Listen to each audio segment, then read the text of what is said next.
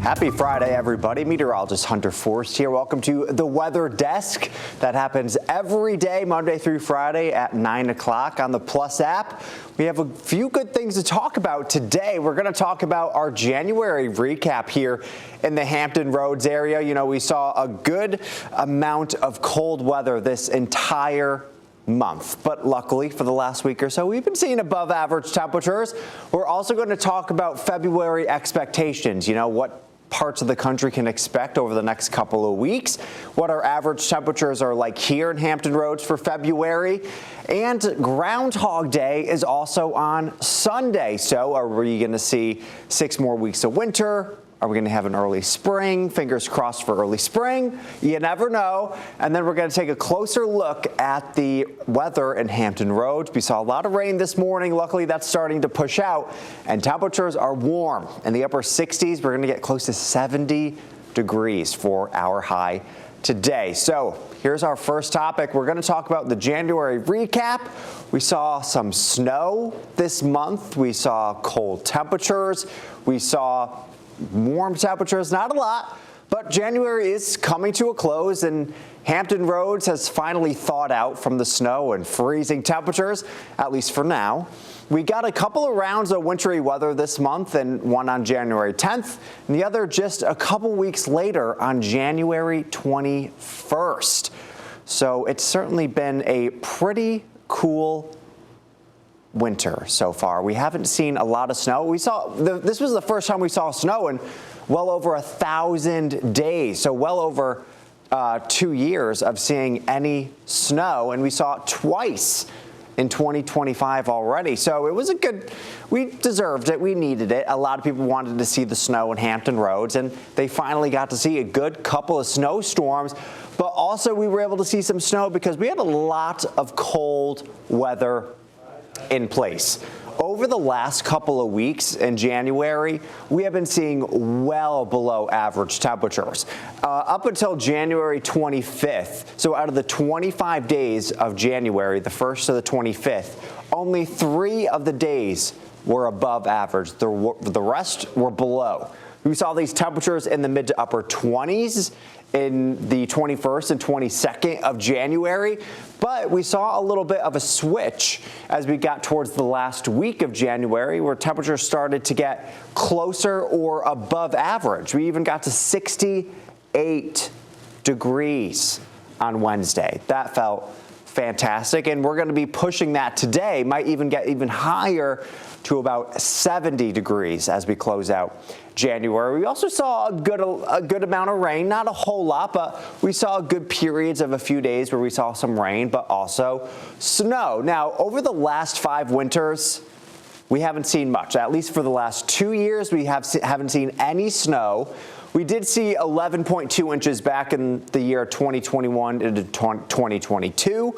In 2020 to 21, we saw 3.4 inches, and then 19 to 20, we only saw 0.4 inches. So again, over the last 2 years, we saw no snow whatsoever, and our biggest snowmakers ever were actually back in 1892, where we saw over 18 inches of snow, 15 inches back in 1989, 14 inches in 2010, so not super long ago. Back in 1980, we saw 13.7 inches. In 1899, we saw 13.5. But for this year, 5.7 inches at Norfolk International. Not bad, above our average.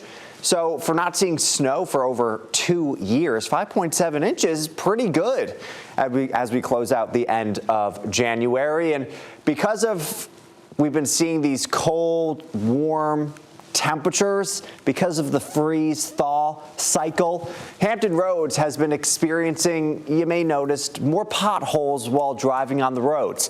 They tend to pop up more often during the winter months. Chief Meteorologist Tim Pandagis explains how they form. Did you know that the winter months are when potholes are most likely to form and ruin your day? Yeah, we all do our best to avoid them, but all it takes is a split second when you aren't paying attention, and boom, there goes your rim or tire. Let's take a second to get to know said pothole and see just why they seek to turn what otherwise was a good day into a bad one. It all starts with a crack in the road. Water then seeps in and collects underneath, softening the road.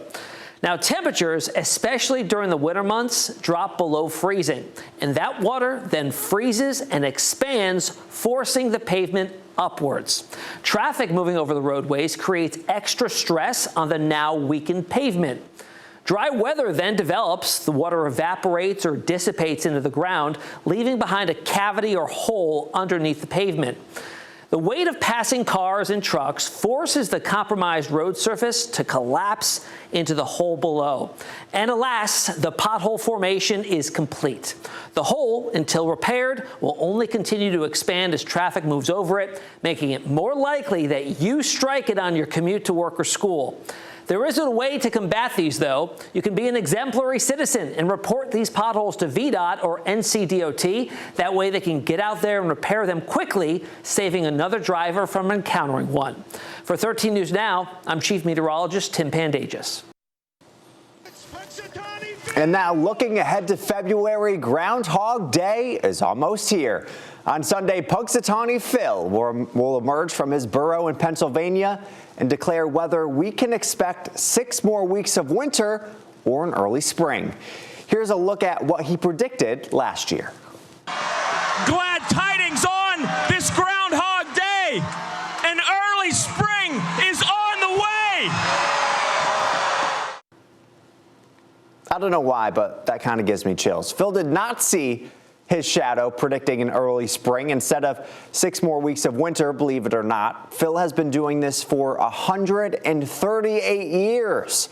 That is a long time, long job, and has only predicted an early spring 21 times. So you know what we're going to do? We're going to take a look at his report card and see if he did a good job at predicting this over the last 10 years or so. So 2023, let's take a look at that.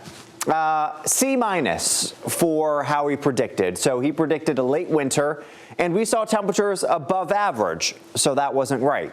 Same for 2022, a B in 2021, so he predicted a late winter as well, and we saw temperatures below average going into February, so he did much better. But look at 2020, an A plus, good job, Punxsutawney Phil. No shadow, so early spring he predicted, and we were above average in February and March. So he gets an A plus for that year. Let's take a look at 2017, where he took an L. Really more of an F, but an L. He took a loss. 2017, saw his shadow and predicted a late winter. It was well above average for both February and March, so not even close to a late winter. Failed there, but look at the year before that, 2016, A plus. He kind of goes up and down here. He needs to study a little bit more. Some years he studies a little bit better, some years he doesn't. But if he studies, he could do well, A plus back in 2016, no shadow, early spring. Well above average for February in March. So who knows what he'll do this year? He goes from A's to F's in 1 year. Last year, or in 2023, he was a C minus. Maybe this year he'll do a little bit better. Maybe he studied and he'll get at least a B. But here's what we're expecting for February here in Hampton Roads. Here's our expectations, whether or not he sees a shadow or not. 51 degrees is our average high for the first day of February, which starts this Saturday, tomorrow. And by the end of the month, our temperatures slowly rise into the mid-50s for our average high. Now, the hottest day ever recorded in February at Norfolk International was 82 degrees. Not sure if we're going to see any temperatures that warm, but we have seen plenty of times where we've gotten into the 70s during February. Coldest temperature ever recorded was 2. A little bit chilly. Snowiest was 13.6 inches. Now, one of the best things, though, about February and getting closer to spring and eventually summer longer days. So we start off, our sun rises at 7:07. Sun sets at 5:30. So even now, since the first day of winter in December, our shortest day, we've gained, a little over a half an hour of daylight, or at least more than 45 minutes of daylight. But our sunset was a little bit before 5 o'clock. So now it's 5:30.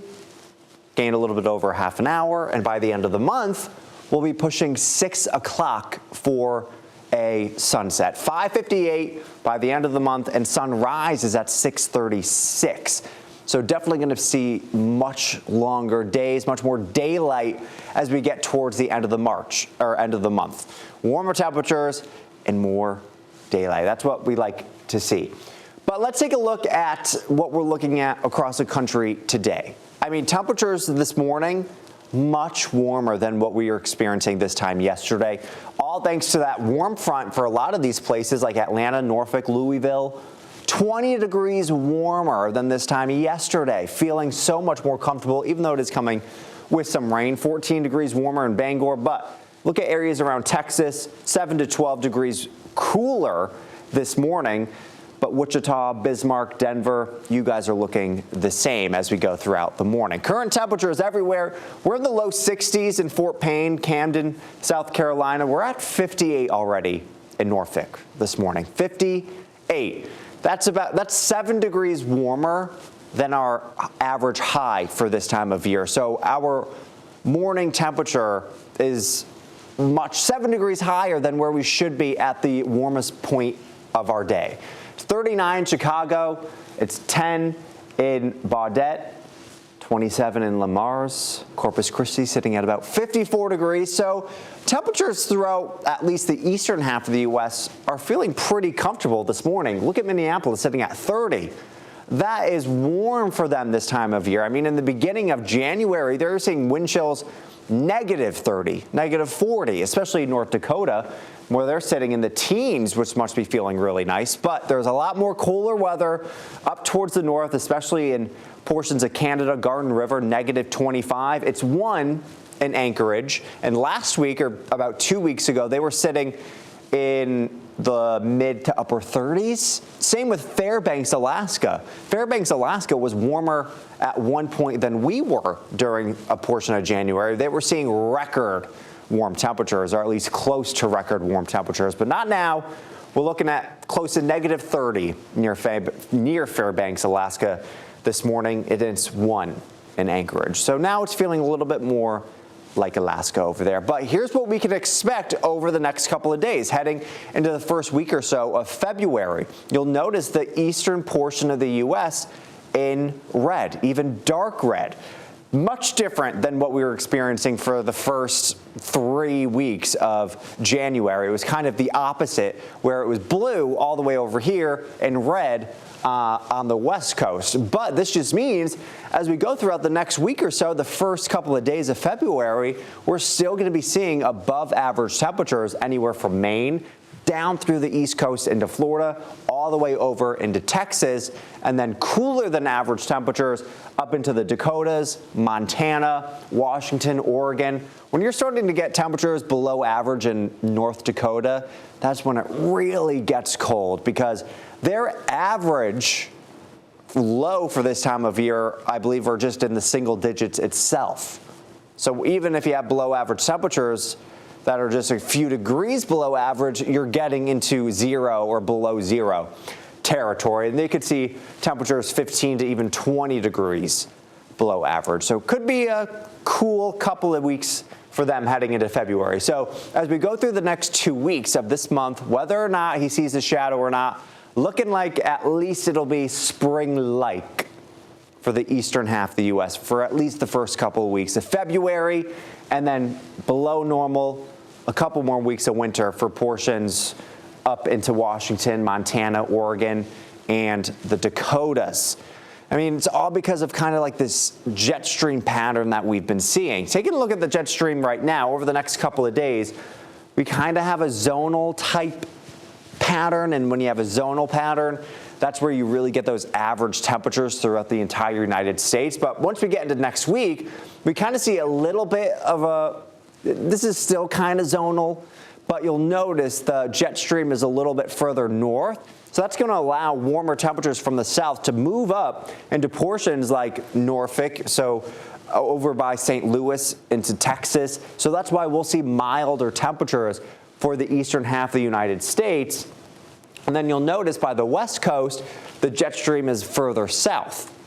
And that's what's dragging in that colder air for Washington, Oregon, Idaho, and into Montana as well. So that's why they're going to be seeing below average temperatures for the first couple of weeks of February. And then the eastern half of the United States will be seeing above average temperatures. And it's going to stay like that, again, for a while. As we take a look at the upcoming weekend, though, today, it's going to be a warm end to January for a lot of us on the East Coast. Look at Raleigh, 75 degrees. 44 in New York City and rainy, 83 in Orlando, 67 in Atlanta. It's going to be warm here, too, in Norfolk. It's going to be right around 70 degrees. As you get towards the central half of the United States, 69 in Houston, 62 in Little Rock. Much better weather for this area of the United States. Cooler in Chicago, 41 but rainy, 53 and sunny in Omaha, 41 in Minneapolis. And as we take a look at the West Coast, 47 in Salt Lake City. It's 57 and sunny in Denver this afternoon, 70 and sunny in Phoenix. Probably going to be feeling fantastic there. Rainy, though, from San Francisco up into Seattle. California is going to be seeing another atmospheric river entering their area today into the weekend and into next week. A lot of snow for portions of Oregon, Seattle, up into Idaho as well, which is good news for some of that area because some of that rain will eventually get down into Southern California, which is exactly what they need. Not too much at once, but it will help with some of those fires. Around the region here, D.C. this weekend, if you're heading up there, 47 on Saturday, 41 on Sunday. We'll be in the mid to lower 50s for most of the area around Richmond, Charlottesville, the Outer Banks. And then as we get into Sunday, cooler for most of us. But it is going to be a dry weekend, which is what we'd like to see. Heading into Saturday, temperatures dropping a bit. We're 63 in Raleigh, 52 here in Virginia Beach, 39 in New York City. Now, it's going to be windy and breezy tomorrow, so it's going to be feeling cooler than that 52. And this is our temperature in the morning. We're going to see those temperatures dropping throughout the entire day on Saturday. 34 in Chicago on Saturday, 57 in Little Rock, 70 in Dallas, 71 and sunny in Houston. And again, still raining from San Francisco up into Seattle, 41 degrees, 59 in San Francisco, 63 in LA as we head into Saturday, and 46 degrees in Salt Lake City. Here's that satellite and radar right now. Cold front bringing some rain to portions of the south. There's a chance you could see a little bit of severe weather in portions of the panhandle of Florida, but other than that, things are looking pretty good. A little bit of freezing rain in portions of the northeast. And then here is that atmospheric river bringing so much rain to the Pacific Northwest from Seattle down into Portland, into Redding, California. And again, here's the system that's bringing us rain today in around Norfolk. That is continuing to push up towards the north, drying us out a bit for the afternoon. But you have the front back here, which could bring a chance for some severe weather around the panhandle, southern Alabama, and southwestern Georgia as we go throughout the day today. It's not a big risk. And there wasn't really there was a bigger risk yesterday in parts of Louisiana. There wasn't really that many severe storms, which was good. Today, kind of the same deal, only a level 1 out of a level 5 for this area. So not a big risk, but that risk is there if you are around those areas. As we go throughout the next couple of days, though, let's take a look at the atmospheric river that's going to be entering California. And it's just going to be hammering them over the next couple of days. Saturday, Sunday into Monday, a lot of snow for portions of Oregon, Idaho, and Seattle as well. Some heavy downpours possible. Getting into Sunday night, heading into Monday afternoon, still seeing that atmospheric river. But you'll notice heading into Tuesday, it's shifting further south. So that's good news for portions of Southern California, around LA, getting into San Diego, because that's the area that's been seeing a lot of those fires. Now, a lot of them have been getting contained, which is great news, but this could help, not start any new fires or put out the ones that have recently started as well. But again, you don't want to see a lot of this rain at once where areas have already burned because you can get mudslides, which isn't great. You don't have that root system of the plants that can hold the soil together. When those are burned, it's not as strong. The roots aren't as strong, so that's why you can get some of those mudslides. So again, heading into next week, seeing showers getting into Southern California, even as far south as San Diego and possibly Baja California, which would be great. And then you'll notice even more rain heading into Northern California by the middle of next week as well. Could see anywhere from 2 to 4 inches for Redding, California, 4 to 6 inches for portions of Yuba City. All this over here is going to be snow in portions of South Lake Tahoe. Could see a ½ an inch up into Los Angeles, Oceanside up to a ½ inch possible, up to 1 inch as we head into Bakersfield. Here's the snow for portions of Seattle. It's going to be like this all down the coastline heading into California, up to 30 inches in a few spots here in Washington. So certainly going to be a cold couple of weeks for areas in the mountains. It's going to be a little bit warmer for areas in the eastern half of the United States. It's going to be colder for portions in the western areas of the United States. And the good news is, though, whether you like cold weather or you don't like cold weather, I think a lot of us can get on the train that we like longer days. And luckily, that's something we can, we know that's going to happen. You know, as we go throughout the next couple of weeks, we're going to be seeing these longer days, which is fantastic. We have a live look over Virginia Beach. And it's just going to be a little bit of a better day as we go throughout the day today. And we are just going to have some more rain coming through later this evening. But again, we're going to start to see those longer days coming through. And meteorologist Evan Stewart explains more on that. As we move into February, the third month of meteorological winter, we'll see longer days with more sunshine, gaining nearly an hour of daylight over the course of the month. We'll start the month off on February 1st with a sunrise of 7:07 in the morning and a sunset at 5:30. That's about 10 hours and 23 minutes of daylight. Notice by the end of the month, we gain nearly an hour. 11 hours and 21 minutes of daylight with a sunrise at 6:36 and a sunset at 5:58. Now, the lengthening days are a result of the Earth's tilt and its orbit around the sun. As the northern hemisphere tilts more towards the sun, approaching the spring equinox in March, we'll see more sunlight each day. Now, this morning didn't start off sunny in Hampton Roads, and as we take a live look outside, it just is looking a little bit better than it did earlier this morning. You could still see some raindrops on those cameras, but again, luckily, we're going to start to see those rain showers pushing more up towards the north, making us a little bit less rainy as we go throughout the next couple of hours. As we take a live look again at our camera here and on Thompson Creek Window Company Skyview, it's cloudy but less rainy, and that's exactly what we like to see. But look at these temperatures, 58, nice for still at 9 o'clock, 9:30 in the morning. Winds out of the south-southwest at 13 miles per hour. Here are those showers that are going to continue to push up towards the north. You'll see that has been happening over the last hour or so. But earlier, we were getting in on some good downpours, which is fine. We certainly need it. But from southern portions of the peninsula into Norfolk, Virginia Beach, Moyock, Rushmere, Franklin, we're dry, and we're going to continue to stay dry for the next couple of hours. But still a few, maybe another hour or so for portions of the northern neck and the eastern shore of rain.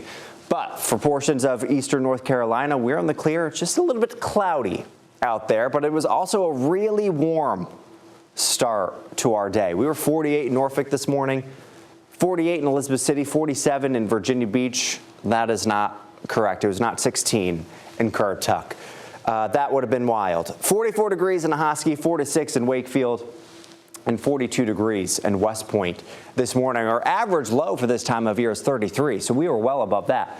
Currently, we're sitting in the upper 50s, pushing 60 degrees. We're 59 in Elizabeth City, 59 in Edenton, 51 in Williamsburg. And you could tell that warm front is continuing to push more north and throughout the area, because the further that warm front goes, the further north, the warmer the temperatures will be, and it'll drag up those warmer temperatures. So that's why there's kind of a big temperature difference in a few of these areas. And compared to this time yesterday, we're much warmer, 10 to 15 degrees warmer. This morning, we were close to 30 degrees warmer in a few areas. It was definitely feeling a little bit more comfortable. As we go throughout the next couple of hours, we'll dry out. We could see a little bit of sunshine poking through. Temperatures in the upper 60s, pushing 70 degrees. And tonight, mild, 45 degrees, but it'll be breezy. Gusts 20 to 30 miles per hour possible.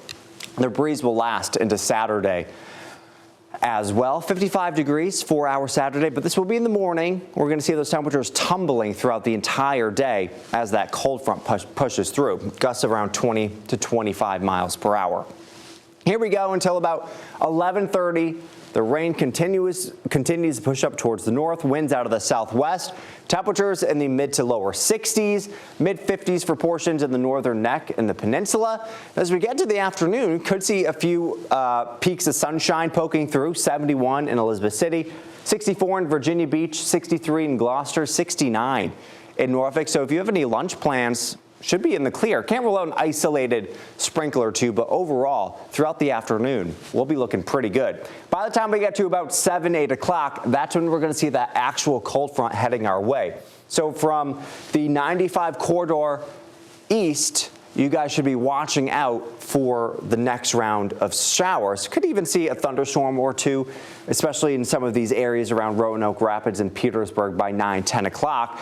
Going to see some heavier downpours continuing to push into the area, lingering into 10, 11, 12 o'clock in the morning, 1, 2, and then by the time we get to about 4, we'll see most of it starting to push off the coast, and we're drying out for Saturday morning. Here we are at 8 o'clock. Temperatures are in the upper 40s to lower 50s. It's going to be a mild start to our Saturday. But again, you'll notice those winds out of the northwest. That's sucking in that northern cold air. And it's just going to drop our temperatures throughout the entire day on Saturday. Here's our rainfall potential. Anywhere up to an inch, maybe an inch and a half, 2 inches in a few isolated spots. But overall, a lot of us expecting to see a half an inch to an inch of rain. Here we are for the weekend forecast. 55 degrees on Saturday, mostly sunny. It'll be breezy as well, but those temperatures dropping throughout the day. 51 degrees on Sunday. We'll start off in the mid-30s Sunday morning, getting up into the lower 50s by the time we get into the afternoon. Mostly sunny and seasonable. Here's our 10-day temperature outlook. 65 degrees as we head into the day on Monday, so that's going to be feeling very comfortable. 65 once again for the end of the work week next week, 60 on Friday, and then we drop back into the mid-50s for next weekend. So it's kind of another roller coaster, a couple of days of temperatures, but that's kind of what you can get as you go throughout the next couple of months. Here's our 7-day forecast. Not looking too shabby, especially this afternoon when that rain exits. It's going to be warm. It'll be cloudy, but we haven't seen temperatures that hit 70 in a while. So if we do make it there, it's going to be great. 70 degrees today, 55 on Saturday, breezy, 51 degrees on Sunday, and then we're back into the mid-60s as we head to the start of the work week. You can always find me on social media, Facebook, meteorologist Hunter Forst, or Instagram, Hunter Forst, HUNNERFORST. This was the Weather Desk, and we're here every day, Monday through Friday at 9 o'clock. I appreciate you joining me today, talking about Groundhog's Day, what we can expect for February, and just giving you a deeper dive into the weather here in Hampton Roads.